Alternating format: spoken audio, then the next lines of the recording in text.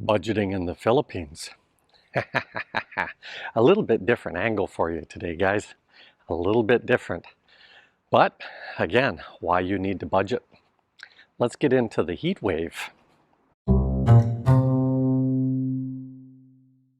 So John just informed me that some of our tenants' aircon bills have doubled.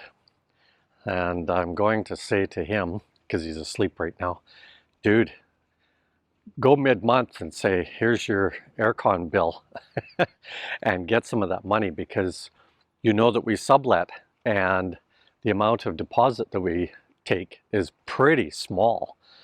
Some of the guys have gone from like 3,000 to 6,000 to 7,000 pesos a month for their electrics. Now we know where the meters are, so all John has to do is read the meter and work the math, and then just say, look, you need to put a deposit down for your aircon or turn the damn thing off.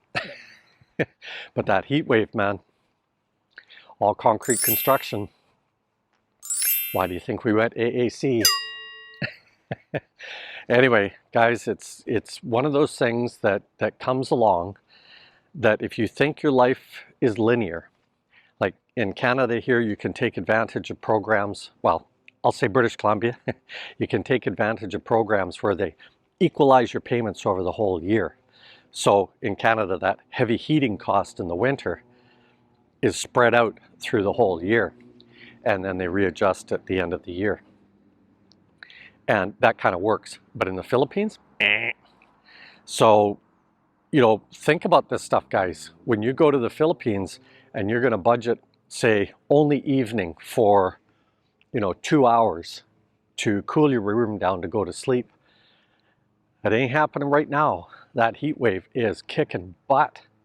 And I've never heard John talk about this before, so it has to be a combination of not only the heat itself, because I'm looking at the temperatures, humidity, maybe even dryness, that type of thing, because Angeles is pretty arid in that area, and lack of wind, all of that type of stuff comes into play. So when you're budgeting, you have to have reserves. You do. I harp on money, guys, and that is one thread that this channel will always harp on. Especially for the newbies going, it's not as cheap as you think to live in the Philippines. It is cheap, guys. Okay, the food is inexpensive, the rent can be inexpensive and stuff like that. But there is a lot there that can bite you really hard, really fast. And when you get learning to live in pesos, and then all of a sudden it goes up a mere 1,000 pesos, that's what helps, guys. Is 1,000 is a big number and it scares you. But that's only $20 US and 25 Canadian. But how much food can you buy for 1,000 pesos? How much, I can do 3 movies roughly for 1,000 pesos. Start doing the math on what 1,000 pesos gets you in the Philippines.